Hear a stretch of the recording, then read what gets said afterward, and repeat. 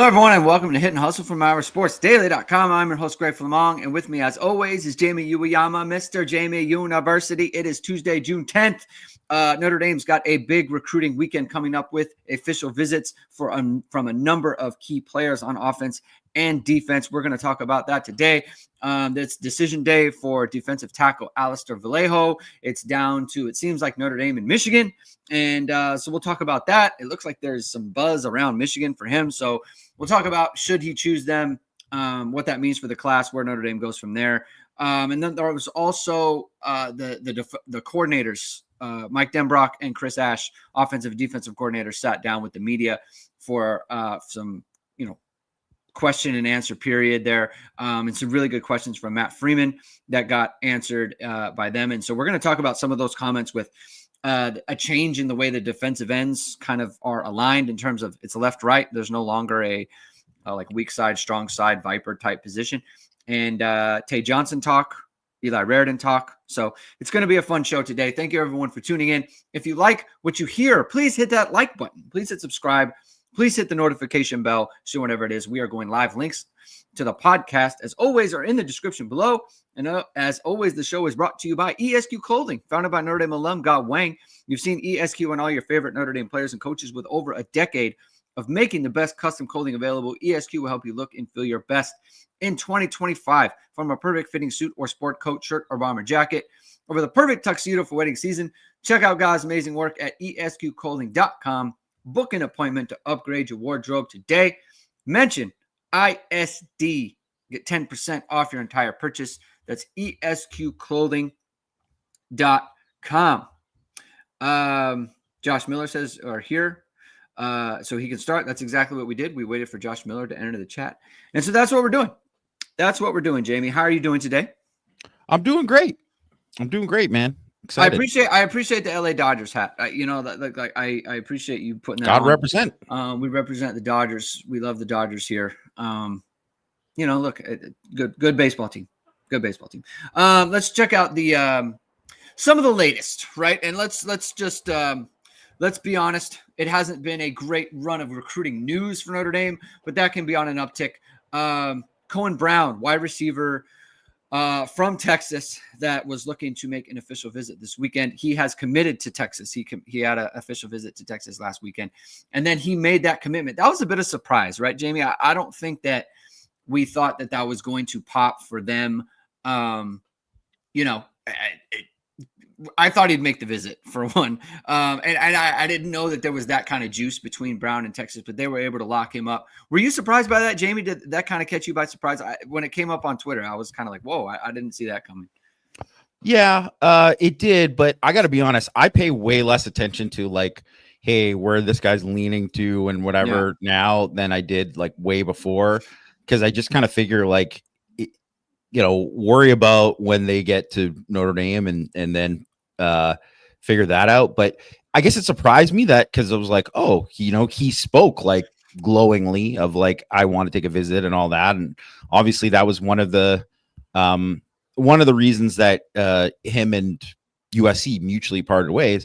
But I totally get how Texas made it more of an emphasis to get, they didn't like the receivers that they saw obviously in May. And then they're like, okay, well, now we're focusing on these Texas guys.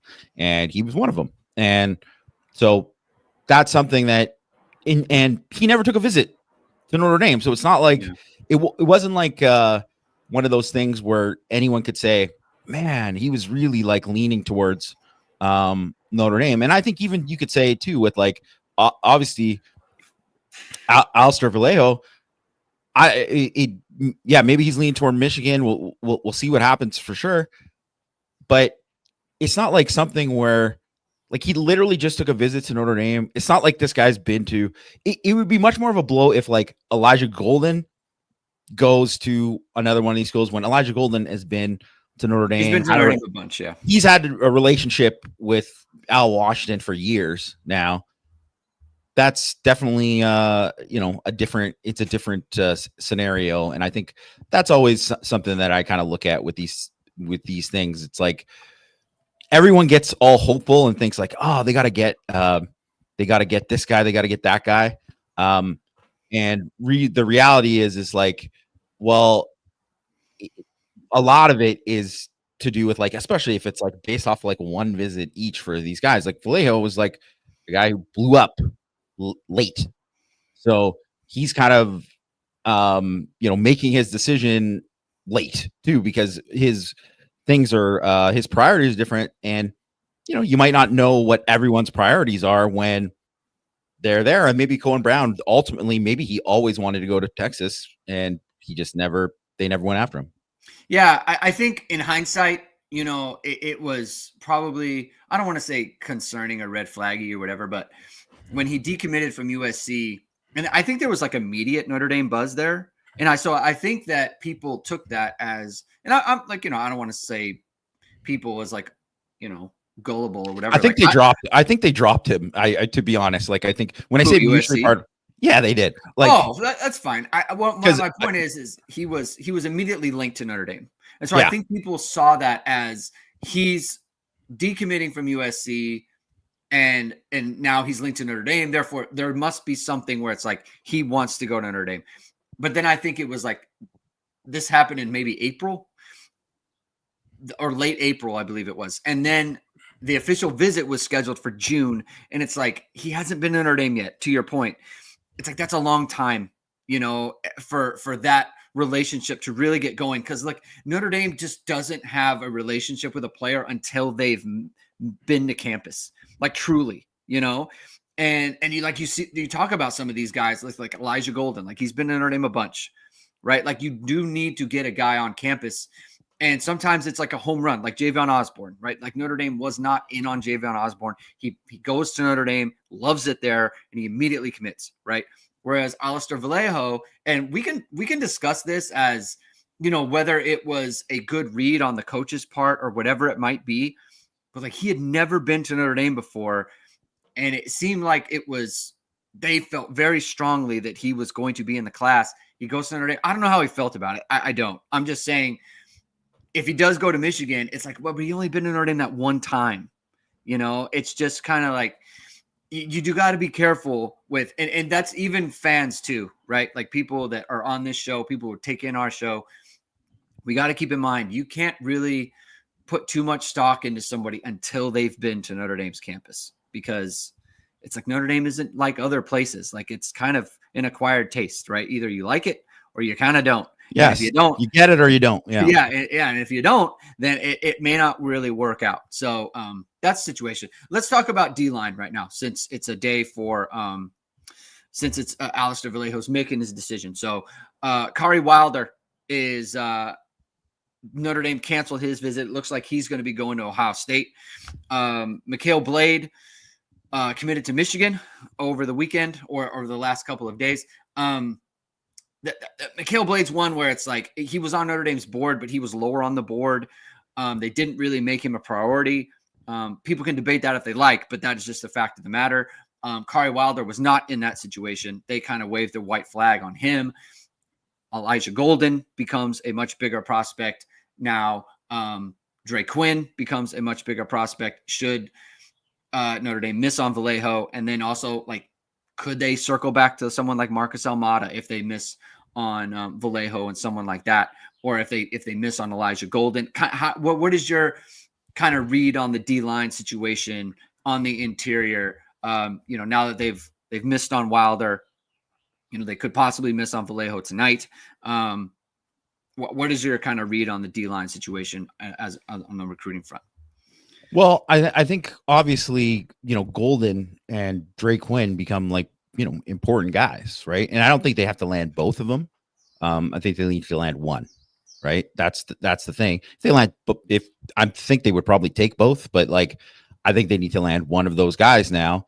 And it's just a product of like, when guys get taken off the list, that's where things can go. And I don't know that it's always hard to kind of pivot if you don't end up getting, or if it doesn't go the way that you want. But I think one of these things, it's like, I see a lot of people kind of freaking out now about like, oh, these guys, whatever. It's like Notre Dame hasn't had a big official visit weekend yet. This is the weekend, and then next weekend is the last weekend. And the way they've done it, the way they've set it up is they've went and said, we're going to be like the last visit for a lot of these guys, which they're going to be the last visit for Joey O'Brien. For that, we know that. We've talked about that already. They're going to be the last visit for Elijah Golden. Like that's big, right? So like there's a lot of that where it's like people complain about like, hey, we got to do this. We got to make it this way. We're going first and then they have the last and then we lose out. It's like, no, it's just, you have to kind of let it all play out. And some of these guys are going to go and, be convinced to go on this visit and they're going to be presented with what they want. And that's fine. But you just kind of have to let it all play out to see where it goes, because we're obviously going to know something very soon, like after, because I believe Golden is going to like commit in like beginning of July-ish or whatever, maybe July 4th or one of those dates, right? And I'm not sure about Drake Quinn or what his deal is, right? But like those guys are they're important guys, because I love the three guys they have already in the class. I really like Hola, obviously like Ewatade, Rodney Dunham. Like, are you kidding me? Like, yes, like people should be way more excited about having him than losing out on any of the guys that they've, lost out on. But it's just what it is. It's like, well, now the margin for error has gotten slimmer. And if they got to pivot and go another direction, then maybe they do. But also, like, I don't think they needed to, like, they don't need to take somebody just to take somebody either, because there's a whole bunch of that. That's like a Brian Kelly thing. Like that's, you try to get numbers and you're trying to get this, and then there's guys end up and they're like never going to play. They're never going to play. Right. So you have to just let it play out, and we'll see. I'm also wondering too, if like we are going to see like one or two guys this weekend or next weekend where some guy takes an official and you like didn't know this guy was taking an official, like some guy who's committed to somewhere else. Yeah. Because I kind of have a feeling there might be like something like that is going to pop up out of something. And I'm not saying necessarily the defensive line, but it could be like any position really. Because I just kind of think like one thing Notre Dame has done this year, and I think it's been a little bit different from previously when Chad was kind of in charge, was they've been a lot more quiet about like, when these guys are going to be there, and not like making a big deal out of it, not like pumping up the visit to the media as much. And which I think is, purposeful. I think they're doing that on purpose. And so I wonder if there's, going to be something, there's going to be like a surprise or two there that we don't know about. Interesting. Isaac K asks, is O'Brien visiting this week? I saw the 20th somewhere. He's committing on the 20th. He moved up his visit to the 13th. So he'll be on campus this weekend with Kari Adams and Nick Reddish. Three targets that I think if Notre Dame landed them, they'd be done at DB. And that would be a great haul, right? So we'll continue to, monitor that situation. I think with D-line, just kind of put the bow on it. I think it's fortunate that they have good options and they have good depth options as well, right? Like if they end up with Elijah Golden instead of Alistair Vallejo, look at one person can have their preference over another, whatever, to each their own on some of these guys, but like they're both good prospects and they're both good football players. I think if Notre Dame was to circle back to Marcus Almada, that's a quality football player that you'd be circling back to. Obviously, they'd have to. I don't know how they left it with him or how they put it with him and they canceled his visit or whatever. But if he's interested in Notre Dame, they can get back in that race. Like that's a good football player that if they landed him, like that's a good get for the class, right? Especially with the body type and the position they want him to play. So I think when people talk about there was a comment here like, you can't put all your eggs in one basket. Like, I don't think that's what Notre Dame did. I think they have options. They have to hit on some, right? And I think the thing that is that there's with recruiting, there's the positive momentum and there's negative momentum, right? So when a player commits or you get a string of 2 or 3 commits, then you look at every visitor from then on as if Notre Dame is going to land that player, and then you extrapolate from there. And people start doing the class calculators and all this stuff, and they can end up with this, this, and this. Whereas if you miss on some players, like they have done with Wilder, like they've done with Ely, right, where they wave the white flag on Ely. If they miss on Vallejo, then it's like now you start to look at every player as if Notre Dame is not going to land them, and then it becomes what can the class be at this point, right? Who do they go to after they miss on all these guys, right? Whereas more than likely what's going to happen is they're going to land some of them, they're not going to land some others, and we just have to see how that shakes out, right? And that's the nature of recruiting, right? Recruiting is always this way. People are talking about, June is not a good month for Notre Dame. It's like, well, June just started. They're just having official visits now, right? So we just have to see where it goes, right? And then we'll evaluate from there who enters the class, who doesn't enter the class, and things of that nature. Greg Wasserman. Oh, sorry. You can go to Greg. No, you're fine. No, that's fine. Well, I was just gonna say, because like if you look at say the 2023 class, and like you can say that it wasn't a good month last year. It definitely was not a good month for the last class, right? Like they didn't end up closing on a lot of the guys, their top guys, during that month. But well, go back to 2023 class when Osbury, Christian Gray, Jagusaw, like those were guys they got in that time. They won those recruitments then. That was huge. Like those were like big deals. And like there are a lot of people who thought Charles Jagusaw was going to Michigan, right? Like there's a lot of that kind of going on during that time. It's like, well, I mean, obviously you have to close and you have to do a good job then, but let's not act like it's always a bad thing. People always look at the most recent example and did it. And I think people have to wait till this weekend happens. And obviously it's a huge weekend for wide receiver and DB. Huge, massive. And they have to do well here. They have to do well, or else you're going to look at that class because people are like, oh, it's no chance of being a top 5. Who cares about where it's 10 or whatever? Care about whether or not they get the guys they wanted at wide receiver and at DB. And what they need for the football team, right? Yes. I don't like the rankings. Yeah. What is our take here, Jamie? The rankings are a sham. Doesn't matter, right? But the football team has needs and they need to fill those needs. To your point, so like wide receiver and DB, huge weekend for that. Please continue. Yeah, and it's just one of those things too, like where Texas A&M signed like those 8 defensive linemen that were like top 100 guys or whatever in the 2022 class. And like one of them hit for them. One, like a couple of the guys hit for other schools, but they didn't stay at A&M. Right. So it's like, it doesn't matter if you're not getting the right guys or you're oversigning on one thing and that's pumping stuff up or there's something there. You have to get the right guys and you have to get who you deem are the top guys that you have left on your board.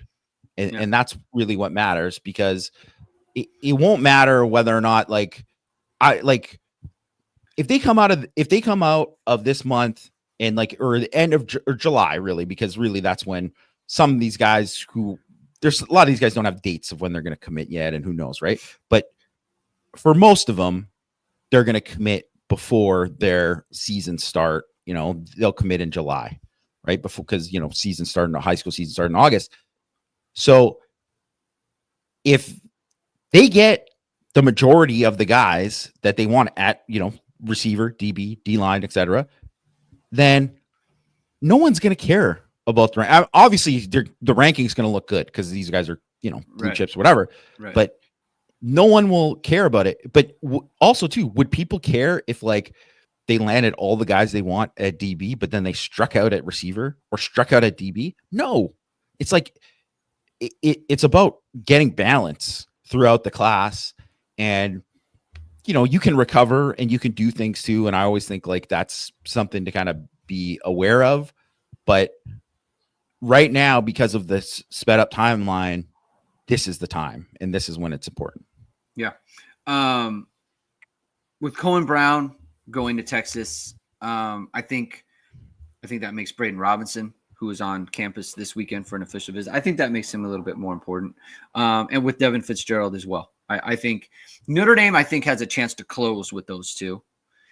And if they can do so, then it's like that's kind of as a floor, right? When you have the players that they already have in fold at wide receiver, and then you could add Braden Robinson and Devin Fitzgerald. Could you close on someone like Brian Williams at that point? But as a floor, that would be a good class at wide receiver, and I think people should be excited about that. Mostly because I think Fitzgerald and Robinson bring two different things. Robinson, we know can burn; he's a burner, right? He's like a Micah Miller type, right? So that's very important for Notre Dame. How would you view? Let's just assume again. I'm doing the thing where it's like they have a chance to close. I'm assuming they're in the class. Like, I think it's important because behind them is very unclear, right? And then what do they do with Jaden Warren? What do they do with Brian Williams, right? Like that would be a question. But like behind them, I think there is a drop off in the way that like on the defensive line that isn't the case, right? So I think that's to me that's what makes them important this weekend. How do you view that? Yeah, well, I wouldn't say Brian Williams is that far below Fitzgerald for me. No, I don't. I'm saying Brian Williams. Oh, if they don't, all those guys. Yeah. So in the same, I think I have Robinson, Fitzgerald, and Williams in like that tier of like, if you land any of them, you like that, you're good. Like those are your like top flight prospects. Beyond that, I get a little bit more concerned. That's what I meant. I throw Brian Williams in that class.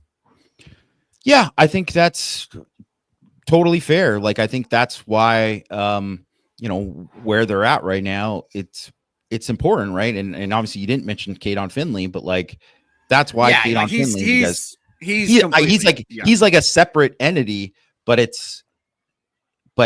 landing him, it's kind of like they get that. And then all of a sudden they're like, well, whoever they get in the other guy, that's kind of how it'll be perceived, right? I'm not saying that's right or wrong, but that's how it'll be perceived, right? So I think there's levels of importance for these guys. I think there's obviously been a lot of criticism on Mike Brown and how recruiting has gone under him. And I would say I would be more if they don't land these guys, whatever, if they don't land who they want to get out at receiver, I think people can certainly be critical. I don't know necessarily how much all of that has to do with Mike Brown. Like if they don't get Caden Finley, I don't think it's because the guy's like, I like Texas's wide receiver coach better than Mike Brown. I sincerely doubt that's why he made that decision. I think when you're looking at Mike Brown, it's a little bit more of what we've kind of talked about before, but like getting these guys and building relationships to say, like, we got to get you on campus here. We got to get you here during the summer. And then kind of building that from there. Like we talked, coming back to the campus thing, right? Like that's big. And I think they're set up. It's going to be a better class than the one they signed last year, which is obviously a good thing. But it's still, even if they get all the guys they want, you still want them to level up. And it's a little bit of what Mike and I talked about too yesterday on Power Hour, where you really need to get these guys who are on campus right now to develop and show that proof of concept. They absolutely need it. And obviously they're going to get it from Great House. And we're hearing really good things about, Fields, Pauling, obviously, Denbrock specifically mentioned like Jordan Faison was the first guy he mentioned, like a healthy Jordan Faison. So that was a good thing. I thought that was like really encouraging to hear that. And those guys need to be playmakers. And Micah Gilbert, Cam Williams, these guys, like all that, they need that to happen, because that is what is going to help more than anything, because it's really helped. It's what's helped Mike Mickens. Yeah, and it doesn't matter who it is. Like with safety in Notre Dame, right? Like Kyle Hamilton, obviously he was a big hit, but then Xavier Watts comes in and he wasn't a highly rated recruit. He wasn't even a safety, right? Like he was an offensive player.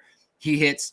Ben Morrison, kind of the same deal, right? Where he was a 4-star, but he wasn't the highest rated 4-star. He comes in and hits. Cam Hart being developed. Cam Hart kind of following the Xavier Watts trajectory. You know, he didn't become the defensive player of the year in the sport, but he became an NFL player. He's an NFL starter now.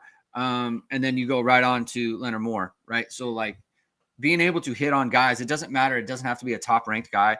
The other part too is, you know, they do need an offense that kind of features these guys a little bit, right? Where, you know, Marcus Freeman, you know, he did the thing with Pete Sampson, which was really good on The Athletic. They did the breakdowns, and Pete mentioned how Marcus Freeman's big pet peeve was like wide receivers who don't find work in the running game. And I'm thinking, well, that's great, right? Like for sure, as a coach, like find work, right? Always help out your team. On the other hand, it's like you're a wide receiver and your head coach is like, why aren't you blocking in the running game enough? You know, whereas like at a place like Ohio State, that's not really the conversation. A place like Texas, that's not really the conversation. Here's where but my point is like they run the types of offenses that feature that stuff. Whereas the head coach, every head coach is going to harp on their wide receivers. But the point is it plays into the narrative. It's like you're going to Notre Dame to block. You're not going to Notre Dame to catch passes. That's the narrative. It's not my narrative. It's the narrative that's out there. None of these guys that have athletic subscription are reading that. I'm telling you, there are 0 recruits who are reading Pete Sampson's interview with Marcus Freeman and the breakdown. There's 0 people that are like the dads aren't reading that. We don't know that's true. My point is not. They are not. Trust me, they are not doing that kind of stuff. Okay, they care about stuff directly that affects their kid, and with the stuff that directs their kid is the fact that Notre Dame has 30 kids. Yeah, you have to do it, but this is where the part about emphasizing blocking. Every receiver coach, no block, no rock. Like that's every receiver coach. That's not unique to anything. Go watch Emeka Ibuka block. Like the guy gets after. Guys block. We're not taking this out of context. We're not taking this out of context. I know it's important. All right, I get it. I understand that. You just need production. That's all that matters. Forget about my point. That's why you got to get the run blocking is not the part.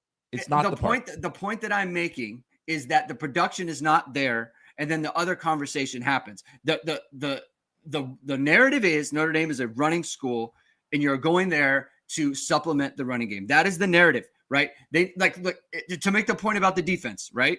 Under Clark Lee, they didn't play a ton of man press. They played some, but they didn't play a lot. Under Al Golden, you come to Notre Dame, all of a sudden the corners are playing a bunch of man, the safeties are doing a bunch of NFL style stuff, right? All of a sudden that becomes more attractive to corners. It's like you can come here and you're playing man press. Notre Dame is a man defense type of. That's why someone like Devontae Smith is saying, "I want to go to Notre Dame." He's an Alabama nickel. I want to go to Notre Dame because they're playing man coverage in their nickel. They're playing NFL style stuff, right? That's the point that I'm trying to make is that you have to run things that are attractive. Like if you are a wide receiver, you just don't think of Notre Dame. It's like that's where I want to go. Like you got to love Notre Dame. Like you have to like Notre Dame despite of all of this stuff, right? That's what it has to be. The top guys do have to look at Notre Dame and say, I need to go there. And right now they don't think that. And so that makes Mike Brown's job a lot harder because it's like he's selling something that is like it's always been aspirational, right? Every year we talk about this. Mike Denbrock, he's showing film of LSU, right? Every year it's something aspirational. This is what I want to do with you. Not this is what I did with X guy, and this is why it's going to work out at Notre Dame. It just makes it a lot harder when you lose it. Oh, absolutely. When you're recruiting against a Texas and Steve Sarkisian, right? And Kadon Finley is from Texas, and his dad went to Texas. You know, it's just very difficult. It makes it a lot Which harder. I'm saying that isn't on Mike Brown. That is not on Mike Brown. And because Mike Brown's like, he's had guys drafted on, day 2 wide receiver picks at Cincinnati that Notre Dame hasn't had in that time since then, right? Like they've been drafted after that. So, and that isn't on Mike Brown, but he has to recruit against that. And that is a real thing. So that's definitely what he does. I agree with what you're saying. Let me finish, Greg. Okay. So it is 100% what you are saying in terms of like, you need production. You need what you saw from Jaden Greathouse. You need that consistently throughout the year. You can't just have that be the thing. You have to be like, well, he's a wide receiver 1. We're going to throw it to him. We're going to give him these chances. Then throw it to him. Then do that.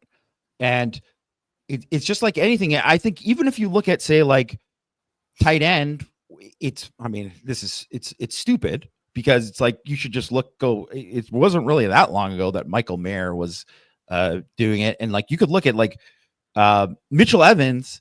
It's partially because he was hurt. It's like he didn't have like the numbers that some of these other, but it's like he still had pretty good numbers. Like they threw the ball to the tight end a lot. But it's always like, what have you done for me lately, where they're looking at it. And so LSU, like, I think it just showed was a perfect example of how if he's got the guys, which Notre Dame 2015, if he's got the guys, those wide receivers are going to be featured. They are going to be featured. And now it's like, well, are these guys that you have, are they good enough to be, they should be definitely featured more than they were. Also, too, they have a quarterbacks this year that I believe like throw the deep ball better than Riley Leonard. I think that's fair. And that is going to be what's most important for recruiting going forward is like, no matter what they do, yes, obviously you want to get guys on campus, you do all this kind of stuff, but the best thing that can happen for them is to, one, get that quarterback to play at a certain level and do that. And 2, for the receivers to just like absolutely go off and have guys where like, if you get, your first guy gets 1,000 yards, your second guy gets 800 yards, your third guy gets 600 yards. I mean, that attracts players. That's what they want to see. And I'm totally with you there. Like, I think that is the most important thing that Notre Dame needs to do in order to attract these guys and not just do it this year, like have that building and keep doing that, because 1, it's important for recruiting future guys. 2, look how they wouldn't have been in the game if they just tried to just stick to running the ball against Ohio State or whatever. You need to, and same against Penn State. You need to be able to throw it downfield. And when you get in the playoff, when you get against certain defenses, when you get against a Georgia, like you got to win those matchups. You got to be able to do that. And they actually did a good job in those matchups in the playoff. And that hopefully should give them confidence that they need to do it more. Yeah, like to your point, that it's important for recruiting, and B, it's also important because that's the best practices in football, right? Like just being lethal downfield, right? Like that makes it very hard for the defense. And so like that's what they need, right? And I think, we can get into Mike Denbrock's comments in a little bit, but like I think he recognizes that as well. And I think whatever the quarterbacks you can say about them, whether it's Minchie or Carr, and the good news is whoever it is, they have multiple years of eligibility, so they can build off of whatever happens in 2025. I think both of them are better just natural passers than Riley Leonard was. Like he was pretty developmental. Like even in the pre-draft stuff, Nate Tice always talked about like he's still developmental as a thrower, right? And I don't think that's I don't think that's gonna happen with Minchie and Carr. I think those guys come in ready to rock. So look, I think if Mike Brown was to land Kadon Finley, I think that would be like he would deserve a ton of flowers for that, because that's a very hard recruitment to win now that Texas has gone full send on him, right? That was always going to be difficult, just like they did with Cohen Brown. They're very hard to recruitments to win when Texas goes in on a Texas wide receiver. It just is. And obviously Joey O'Brien and Kari Adams and Nick Reddish. I mean, it's huge, right? We don't know where Notre Dame stands going into it. There's varying reports on how excited those guys are about, Penn State or Clemson or Oregon or whatever it might be. I think Notre Dame has as good a chance as anyone to kind of win those recruitments. And that's huge for Notre Dame on the back end, right? I mean, we're talking about top flight prospects in the secondary with O'Brien and Adams. I think, Reddish is maybe the most important recruit to Mike Frank, the godfather of this podcast. But I mean, he would be good too, because I mean, I think that's one where fans have been kind of like, he's going to be in this class, right? Like, when is he going to be in this class? But that hasn't really happened yet. So that's going to be important there. Just to kind of cap off the weekend. I mean, there's the other recruits are coming on campus. Nick Reddish, Grayson McKeo, Aiden Pouncey will be there. Braden Robinson will be there. Joey O'Brien, Kari Adams, Evan Jacobson, by the way, the tight end, he changed his visit. He's going to be coming this weekend as well. I think Notre Dame wants to wrap that up as well, if they have the opportunity to do so. Huge recruiting weekend for Notre Dame. We're going to be monitoring. Matt is going to be all over that. Christian's going to be all over that. Any final thoughts on the recruits and the recruiting weekend that's coming up? I mean, nothing other than just like, what we're saying, like, it's obviously going to be like a super important weekend where they want to come out of this weekend where they don't, like, some guys do commit on campus and then they just obviously don't go public with it. But that's what Notre Dame wants, what these other schools have just had, Yeah. They had these big visit weekends. They locked it down with these guys. So that's what they want to do with, a good amount of these guys. And hopefully they do. I thought there's a couple of questions here, one from Rajon and then Peter Davis that I think you want to do Peter Davis first? Sure. About Bagman? Sure. That's the one you're referring to, right? Yeah. I just want to make sure. Okay. Yesterday on Power, you talked about the new salary cap and how it will bring the bagman back. Why don't pro sports have bagmen? Can college football implement some governance? Well, pro sports says people try to circumvent the cap in pro sports a lot. It's happened. And there are like harsh penalties for it. And that's the thing where, when people get caught doing it, like if people recall, I mean, this was many years ago, but the old Minnesota Timberwolves owner promised a deal to Joe Smith, the old power forward. He's going to give him ownership or something like that. He was going to give him like 5-year deals or like a huge thing. They were going to pay him a lot less to play at a certain thing, but he were going to pay him separately from that or whatever and pay him a lot of money. And they got caught and they got I believe it was 5 first-round picks. They got the penalty for against them. There was a thing with in hockey where there was like Ilya Kovalchuk signed like a certain deal that was like tried to circumvent the cap and try to get some of this money that wasn't there and whatever and get it was specifically against what they did in the CB, what they made out in the CBA. It was them trying to like break the rules to kind of get more salary cap space for whatever. And they got like fined and got like a first round pick taken away from them. And there's just, I mean, I'm sure going back years and years, you could find like a bunch of other examples. I think the one problem with, can CFB implements the same governance? They can. One, there's way more teams. So it's like if there's, which also is one of those kind of arguments for a super league, because it's like if there's less teams, it's easier to kind of police like 40 teams than it is 130 something teams. Yeah. And obviously not all those teams are going to cheat, but like it's like, and it's one of these things where you can say, I mean, the NCAA was supposed to be that and has done that to a certain extent with like, people paying recruits at certain times or whatever. But there is no, because it's not like you're part of something where like the commissioner has control over everything or whatever. There's a lot of like, the investigation. It's like they have to be willing to take part in the investigation or find blatant evidence of it, or someone's got to rat someone out. And the problem is that people don't want to rat each other out because they did it. Yeah. So it's like they maybe not that exact same thing, but they've done something. And which is always why when you hear about, Pat Narduzzi talking about, these guys try to steal our players and they did this or they did that. Well, nothing ever comes from that because they never go forward and make it something. And they also never name names. Right. They never name names, right?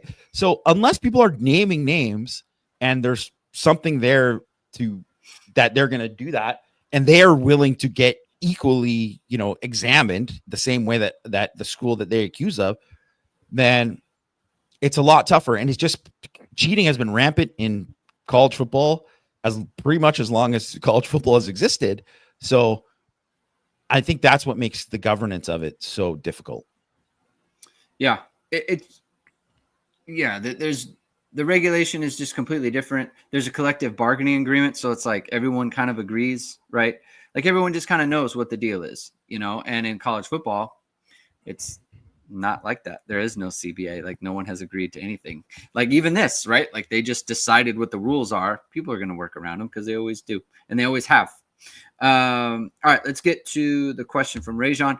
Do the high-ranked guys that Notre Dame has gotten at wide receiver that haven't worked out hurt Notre Dame with recruits? So someone like Tobias, I think Braylon James was pretty highly ranked. I'm just trying to think of who else kind of fits that. They haven't. Jordan Johnson. Jordan Johnson is one. Yeah. I mean, Kevin I don't know Austin. I don't know that Jordan Johnson would specifically. I mean, I guess over time, right? Like Kevin Austin is kind of led to, I guess you could talk about just like a building from 18 to now, obviously I don't think Jordan Johnson affects the 25 class, but maybe it affected like the 21, 22 class or something like that. So what do you think about this? I mean, I guess if teams wanted to negative recruit that way, they could easily point that stuff out.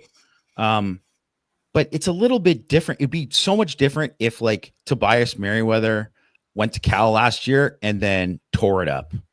And they were like, wow, Notre Dame really blew it with him. Like it was because of Notre Dame that he didn't do this. Or it's same thing with Braylon James or Jordan Johnson, who's like nowhere to be found. I don't even think he's playing college football anymore. Like, or even with Kevin Austin, he's stuck around the whole time, but it was like it didn't, work out for him.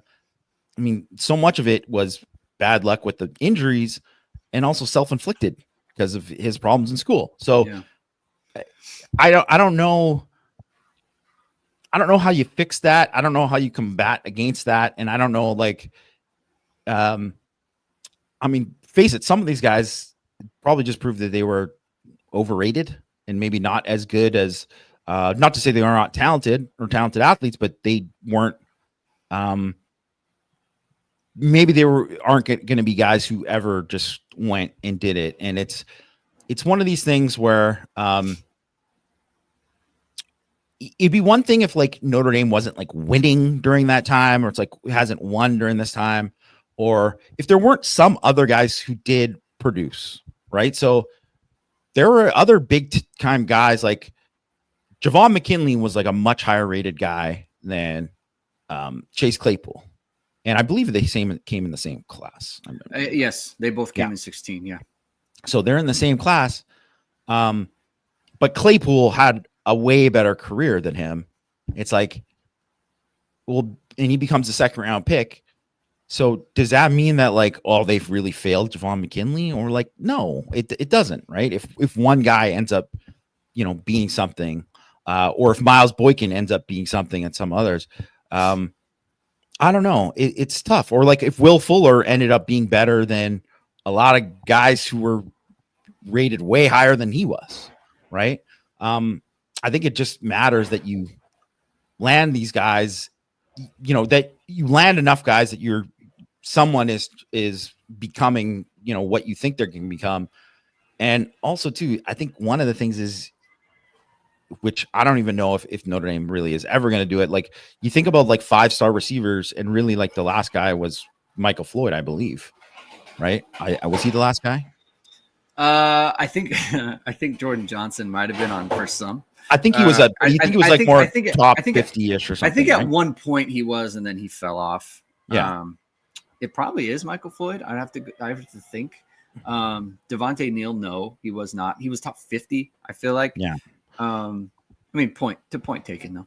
Yeah, but it's just one of these things where I don't really know that Notre Dame has even really been in it, like honestly in it for a 5-star receiver since I can't even think of anybody like where they were truly in it in recent years. Yeah. I can't think of someone. And so I believe too, Floyd was in the same recruiting class as like Julio Jones and AJ Green, which are like, just shows you like that age, like these guys are done in the NFL. Like, but that's a long time to go in between that. And obviously Golden Tate wasn't a 5-star and ended up being basically like a 5-star player in college, but they're not in on some of these guys who end up being like these next level, just unbelievable guys. I don't know how you change that. I don't even know if they can get like, if all of a sudden, Jaden Greathouse is a great year, Malachi Fields, whatever. Well, next year they're going to get in on a 5-star. It's like, I don't know. Maybe Notre Dame will never get that 5-star or never even be in contention because it's just a lot of those guys. Obviously, there's a lot of value with those guys and what those guys were getting in terms of like money and all that kind of stuff. And maybe they, not a lot of these guys are from the Midwest, obviously either, so that plays a part in it. But I just kind of think like it's hard to really get that guy. It's not like what I'm trying to say is it's not like they've blown 5-stars or like completely just screwed up the careers of 5-stars where they're like, man, this is like they blew their opportunity with this guy and he just never became what they should have. There wasn't like one of those can't miss guys, I think, because even as much as you might think that Jordan Johnson was highly ranked, these guys are highly ranked, none of them were Floyd. If it was like a Floyd guy who didn't turn out, you'd say, man, they really blew it. Yeah, and I think too the other part is those guys haven't done anything, but they haven't gone anywhere and done anything. But B, no one has. No one at Notre Dame has. That's the problem. Yeah. It's not that the highly ranked guys haven't done it. It's like none of the guys have done it. So like at Georgia, right? Like they've had some high profile misses in their recruiting class, but Ladd McConkey is like a really good receiver. They have produced it somewhere. Like A.D. Mitchell, like he didn't do it at Georgia. Like he went to, A.D. Mitchell is actually a good example of like Georgia has kind of struggled at wide receiver because of that type of situation where he was at Georgia, was a good player. And then he went to Texas and he became a better player. And like, I think he was fringe. I think he was like first pick of the second round or something like that. It's like that kind of goes against, like that would be a bigger problem for Notre Dame than say, what's been happening. George Pickens was not, he didn't have a good career in college. Like he should have been a top 10 pick. That's his talent, but he was a second round pick for a reason. And he's kind of, he obviously bounced to, believe me, as a Steelers fan, I know like there's no reason why that guy isn't a top 5 wide receiver in the NFL other than him. So they've had that too. Like Georgia they haven't had nearly. Jermaine Burton was a guy who was there and then he left to go to Alabama to try to catch passes. Like that is as bad. That is the thing that Rajon's kind of talking about. Like I think that's more of like a Georgia problem. It is a Notre Dame problem. Notre Dame's problem is like they just aren't producing anyone. That's Notre Dame's problem. Tony, they're not showing them.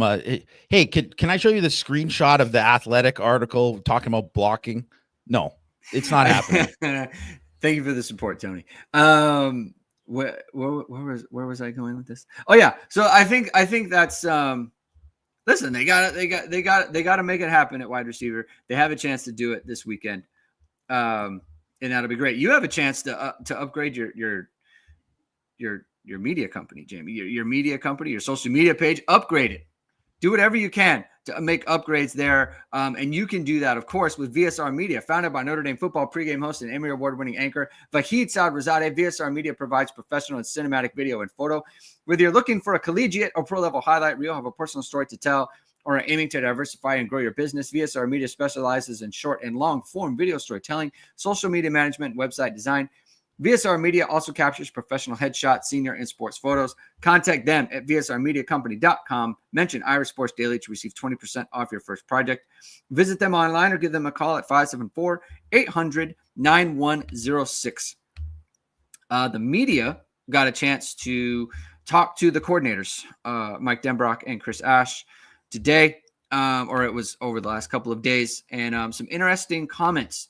Matt was able to ask who would be a breakout player for Notre Dame on offense in 2025, similar to Jeremiah Love. And Mike Denbrock said, oh boy, I mean, I hate to start with just tight ends because I coach the tight end, but I think Eli Raridan is going to have a huge season. He's really coming to his own, fully healthy, just really playing good football. I like a lot of the young wide receivers. I think their development from where they were a year ago to where they are now, there's an opportunity for 2 or 3 of those guys to break out. But Eli Raridan, Jamie, we've been talking about him a bunch. I think we ranked him pretty high on our, kind of our way too early top 25 Notre Dame football players. Why do you think this is? Aside from the fact that they're an 11 all the time, what have you seen from him that would make Mike Denbrock kind of make a comment like this? Well, one of the reasons that Eli Raridan hasn't really broke out was because of his knee injury and when it happened. Yeah, because I think that's an important thing. So you got to remember that first of all, he tore his knee during his senior year of high school. So that was during basketball season, right? Yeah. So, and then he came back for that football season and played as a true freshman. And by the way, blocked pretty good when he was in there, and then tore it again, right? Or maybe it was the other knee or whatever, but because that happens all the time. But anyways, he didn't have a full off season to develop or anything like that. Came into the season and played, and then missed that entire next spring ball. Missed all of fall camp, really. He was kind of half participating in fall camp. Didn't come back till halfway through the year because they were obviously being cautious with him. And that was a long time without doing a lot, very little development in his first couple years because he just wasn't available on the field. Yeah. And I know that's something we talked about because he struggled when they kind of just put him in. Because it was hey, by the way, your first game is against Louisville and you got to block Ashton Gelati or whatever. And, he struggled right away. And it took him until kind of near the end of the year where he started to kind of take off and get better. And then he really only had he's only had one off season before last year. And then I think he had talked about how he didn't really feel totally confident in maybe it was after the injury or whatever, because he hadn't really done as much, hadn't been featured as much. Also, because they adjusted to a new offense, and he talked about how there was a lot of different things with motion and blocking rules and stuff that it was it took him a minute to get into. But you could see in the second half of the season, he was just absolutely destroying people as a blocker. Was a big time blocker, especially for a guy who was basically a big wide receiver in high school. So you could see how he really developed, and he's always looked good in terms of NFL scouts come to Notre Dame and they're who's that guy? They're is that Kyle Rudolph? Because he looks like Kyle Rudolph in terms of just how big he is and how athletic he is and stuff.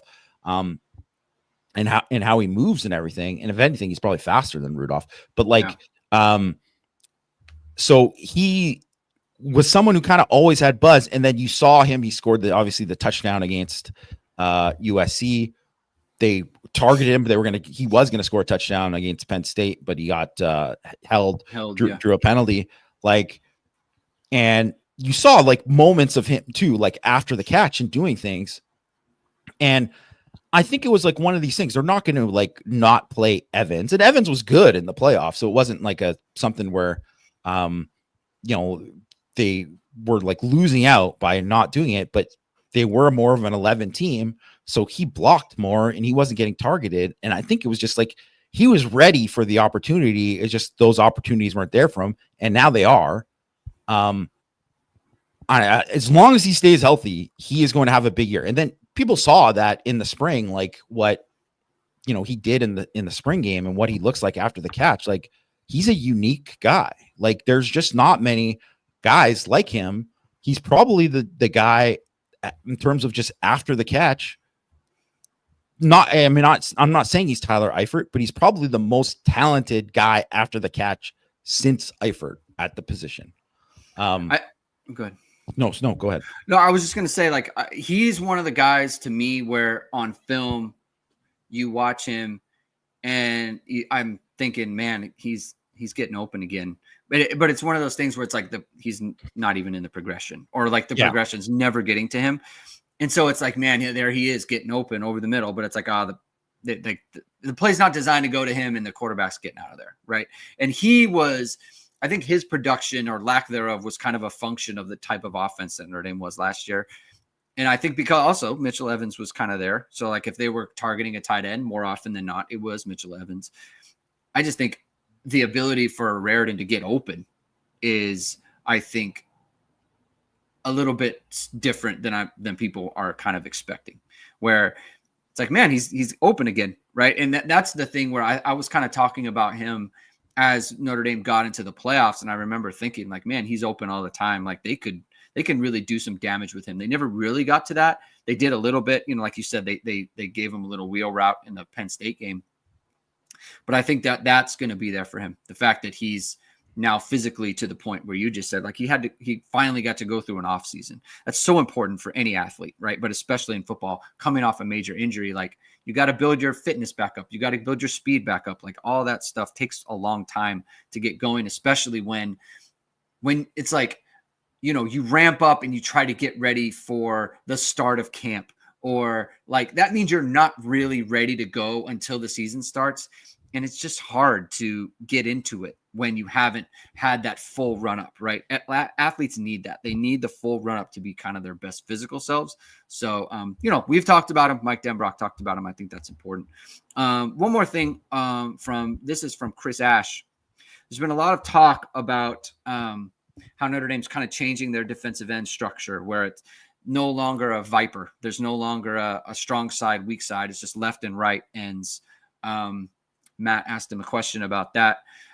Chris Ash says, you guys got all kinds of info here. You guys were digging into garbage cans for stuff. So talking about how Chris Ash was kind of throughout this interview was kind of I don't want to be talking. He didn't want to this. tell anything. Yeah, I don't want to be talking about this. Yeah, wasn't overly revealing. Yeah, Matt asked him, is it hard to teach to go from straight man to match zone? And Chris Ash was I don't want to talk about this at all. We're Notre Dame's defense. He talked around in a circle and said, that doesn't really answer your question, but let's move on. Yeah. But I thought this was interesting. There are a lot of factors that play into that. First of all, you look at the players. Is there a difference in their ability? Are you asking guys to do something different? When we really looked at last season and what we were looking to do, no, there's not. There are a lot of similar abilities there. Then you look at how you can get lined up quickly against teams that go really fast. Going left and right is the easiest thing to do. Don't have to worry about where's the field, where's the boundary, where's the open side, the closed side. So that's another part of it. And then you look at the matchups. Is there a reason to put a particular guy to this side or that side? Or is this position to exploit a possible mismatch? So we looked at all those things as we try to make a decision. So that's one of the things that he felt like they could enhance on Notre Dame's defense. Your D-line guy, kind of talk about, how you feel like this fits into what Notre Dame has at the position in terms of personnel. So I love it. I really, really love this. I think if you think about it too, there are guys who really kind of like a Burnham who played both last year, had to play both for them, right? Because of injuries and stuff too. And like both Viper and so, and really there's so much too of like a tight end goes in motion and you're flipping responsibilities and stuff. And so it's not different than being the Viper and the end. It's not that much different. It's actually very similar of what they do. It's just, and I always kind of thought too, it's like more of like terminology and yes, they want to do to like, whatever they want to do it in terms of like formationally, how they want to call it, where they want to place that guy. But I think what it does is it opens up the opportunity for, say like Botello and Boubacar to be on the field at the same time. Yeah. Right. That's something that I think is good for Notre Dame. So you don't want to say like, oh, well, we really like what we have at Viper, but it's like, we got to like make sure that this guy gets this amount of reps. It's like, don't you want to play like the 4 best ends out of your rotation or 5 best ends and just mix and match rather than say, no, we can't do this. So I think that's a really good thing. And I wrote about it in 6 Thoughts last week too, that something that like from personal experience playing, lining up on each side. And, I've done the whole thing where you flip sides depending on the strength or field boundary, or whatever. And it is just one of these things where, for me, and I know for a lot of people, you just feel more comfortable rushing from one side of in a pass rush situation, or maybe even just like not getting reach blocked, or like fighting against and squeezing against a down block or whatever. Right? Like there's things that you feel better. Sometimes it's as simple as being like right or left-handed, and that can make that difference. But I think it's so huge, particularly for like pass rush stuff, to go against the same tackle the whole game, because it's such a chess match of like going back and forth. And especially if you are someone that is, if you see a mismatch and there's getting an advantage and you say like their right tackle stinks and you're going against that guy, and you can honestly like abuse that guy the whole game. And if that's like, and if it's, your best pass rusher on that side going against them, and you can do like, okay, well now, hey, I've been speed rushing him outside of this time. He's overcommitting. He's opening up the gate. Well, now I'm going to come back inside. Oh, well, he's getting out too quick on his set. Well, now I can long arm him and drive him right back into the quarterback. You can do all these things more often when you're getting that, because you get like a rhythm of going against guy. It's like when you're playing basketball and the guy's checking you the whole time. It's like sometimes you do a move to set up the next move, and that's all something that it can happen. And there is, like a different comfort level. Some guys. And then I look at also the NFL, and I think about like the best pass rushers. I would say this might be the top 4 pass rushers in the NFL. If I'm taking out Micah Parsons off of it, because he's technically a guy who rushed off the edge, but he also is a guy who lines up a little bit more aligned. But Max Crosby, TJ Watt lined up on the left edge going against right tackles the whole game. That's what they do. Myles Garrett and Trey Hendrickson, they're on the right side going against left tackles the whole game. And there is, and obviously they can shift those guys around. You can shift alignments. So there's not saying you can't do that kind of stuff too. But for the most part, that's who they're going against the whole game. And so you have that comfort level of them doing it and winning and moves and counters and all that kind of stuff. Also, if the other team knows that your guy is on the right end and that's a matchup that they're with their left tackle is not going to win, and they're going to always have to do help. Well, you have a pretty good idea of how they're going to set their protection almost every single time, because if they're almost always cheating to help that other guy. Like the back is always cheating there. You know, they're bringing an extra tight end there, all that kind of stuff. Well, that makes the game much easier for the defense call. It makes it easier to attack other areas of the protection, because sometimes too, it might be as simple as, well, we're getting that guy into a situation where, well, they're going to occupy two guys here. Well, maybe we're going to zone dog here, and they're going to have two guys blocking no one or whatever, because we can attack something else in the protection. And so I think there's a lot of advantages to it. I think there's a lot of things that could be really, really good for Notre Dame. And I've always been someone that I never really liked having to flip.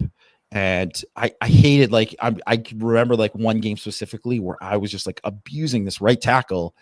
And then every single time I had to flip and go to the left tackle, I mean, I just couldn't, whatever. I couldn't solve the puzzle with this left tackle at all. But the right tackle, I just had him like just on skates, just doing, you know, whatever I wanted the whole time. I was like, if I could have just stayed on this side the whole game, I would have had, you know, way more pressure, way more sacks, all that kind of stuff. Like, and I think that is something that, you know, you might be able to kind of see a bit more. And I think it could be a really good thing. So I'm excited about that. I'm also excited to kind of see where they put guys like, is Bryce Young a left end or a right end or whatever, and how they kind of decide that. And the good news is they have a lot of options, right? So yes. it's easier for you to say like, oh, like what are they going to do with like someone like Junior Tuihalamaka or Logan Thomas or something like that, where it's like you said, oh, they can only have one Viper on the field. Well, now they can have whoever it is, they can have two of them out there at the same time, right? So that makes it a lot easier. So that's interesting in terms of wrinkles and people. You know, I think there's a lot more, like people talk about more zone and things like that. I think this is actually more I think this is more substantive in terms of like changes to the defense and what it could be. Like wide nine, like that's another one where that kind of unleashes something in their defensive ends. And maybe it's something they couldn't have done in the past because they didn't have those types of defensive ends. So, you know, it'll be interesting to track throughout the year. But good stuff. Check out irishsportsdaily.com. Matt's got like a full transcript of Mike Denbrock and Chris Ash. See if there's anything that pops out to you that you want to talk about on the next show, because we'll be back on Thursday talking more Notre Dame football, Notre Dame buzz.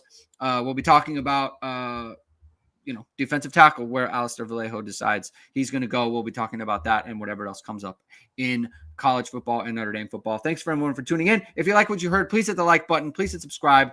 Please hit the notification bell. So whenever it is we are going live, we'll be back on Thursday at noon. Have a good rest of your day. We'll talk to you then. Keep hitting and hustling.